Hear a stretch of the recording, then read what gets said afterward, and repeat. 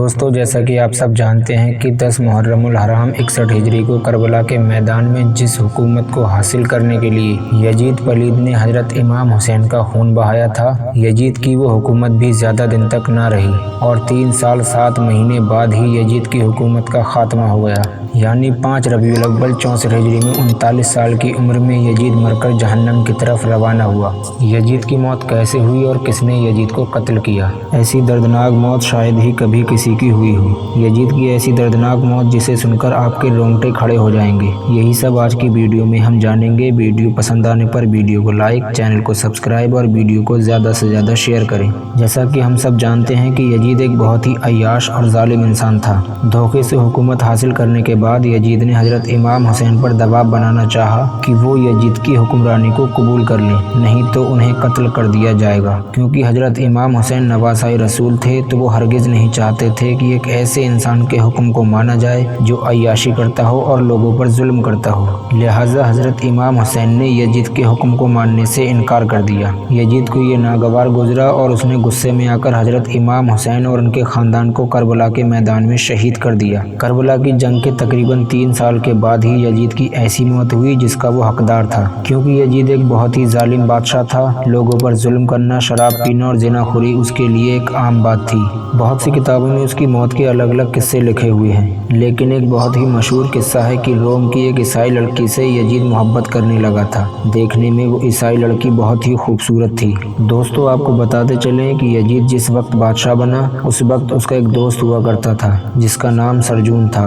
دونوں ایک دوسرے کے بہت ہی خاص دوست تھے۔ ایک وقت ایسا بھی آیا جب یزید اور سرجون دونوں ہی اس عیسائی لڑکی سے محبت کرنے لگے، اور اسی محبت کی وجہ سے کبھی کبھی تو دونوں میں اس عیسائی لڑکی کو لے کر لڑائی بھی ہو جاتی تھی۔ ایک دن جب وہ لڑکی یزید سے ملنے آئی تو یزید نے عیسائی لڑکی کے بال پکڑے اور کہنے لگا، کب تک مجھ سے دور رہے گی؟ مجھ سے شادی کیوں نہیں کر لیتی؟ میں تجھ سے شادی کرنا چاہتا ہوں۔ عیسائی لڑکی نے کہا، ٹھیک ہے، میں بھی شادی کے لیے تیار ہوں، تم کل مجھ سے ملنے میرے خیمے میں آنا، لیکن میری ایک شرط ہے، تم کو کل اکیلے آنا ہوگا، سرجون یا کوئی سپاہی ساتھ نہ لانا، تم سے مل کر کوئی خاص بات کرنی ہے۔ یزید یہ سن کر بہت خوش ہوا اور اپنے محل واپس چلا گیا۔ صبح ہوئی تو یزید خوشی خوشی اس لڑکی سے ملنے کے لیے اپنے محل سے نکل پڑا۔ عیسائی لڑکی کا خیمہ دمشق شہر سے تھوڑی ہی دور جنگل میں بنا تھا۔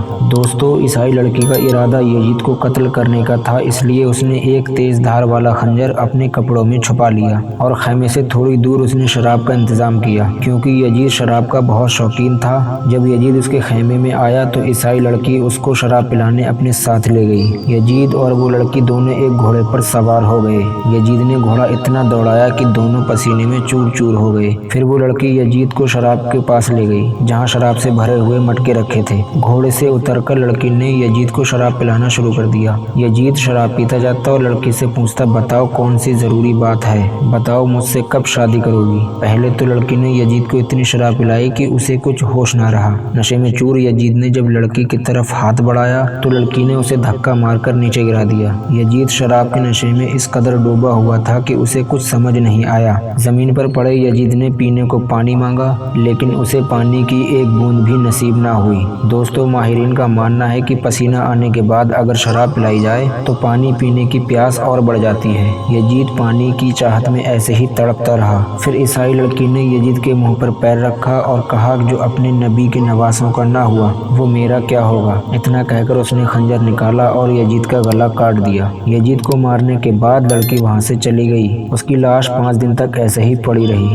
دھیرے دھیرے اس کی لاش سڑنے لگی اور اس میں کیڑے پڑ گئے۔ جب یزید واپس نہ لوٹا تو اس کے لوگ ڈھونڈتے ہوئے اس جگہ پہنچے جہاں یزید کی لاش پڑی تھی۔ یزید کی لاش سڑ چکی تھی، اس میں سے گندی بدبو آ رہی تھی۔ اس کی لاش کو واپس محل لانا مشکل تھا، اس لیے ان لوگوں نے وہیں گڈھا کھود کر اسے دفن کر دیا۔ دوستو وہیں کچھ اتہاس کاروں کا ماننا ہے کہ کربلا کے قصے کے بعد یزید کو ایک عجیب بیماری ہو گئی تھی۔ اس کے پیٹ میں اکثر درد ہوا کرتا تھا، یہاں تک کہ اس کی آنتیں بھی خراب ہو چکی تھیں اور اندر ہی اندر سڑنے لگی تھیں۔ جب یزید کو لگا کہ وہ مرنے والا ہے تو اس نے اپنے ایک بیٹے کو بلایا جس کا نام معاویہ اصغر تھا۔ اس نے اپنے بیٹے سے کہا، اب میں مرنے والا ہوں اور میں چاہتا ہوں میرے بعد میری گدی پر تم بیٹھو۔ کیونکہ معاویہ اصغر یزید سے بالکل الگ، نیک اور نمازی تھا، لہٰذا اس نے یزید یزید سے صاف صاف انکار کر دیا۔ اس نے کہا کہ میں اس جگہ کبھی نہیں بیٹھوں گا جس جگہ نبی کے نواسے حضرت امام حسین کا خون لگا ہو۔ یہ سن کر یزید اور بیمار ہو گیا، اس کی آنتوں میں کیڑے پڑ گئے اور اس کے جسم سے بہت ہی بری بدبو آنے لگی۔ جب اس کو پیاس لگتی ہے اور وہ پینے کو پانی مانگتا تو پانی پیتے ہی اس کے پیٹ کی تکلیف اور بڑھ جاتی۔ اسی بیماری کے چلتے یزید سڑ گل کر مرا۔ دوستو، جس حکومت کے لیے یزید نے نواسۂ رسول یعنی حضرت امام حسین کو شہید کیا، وہ حکومت بھی زیادہ وقت نہ چل سکی اور یزید کی عبرتناک موت دنیا کے لیے سبق بن گئی۔ آج کی ویڈیو یہیں ختم کرتے ہیں اور ملتے ہیں اگلی ویڈیو میں۔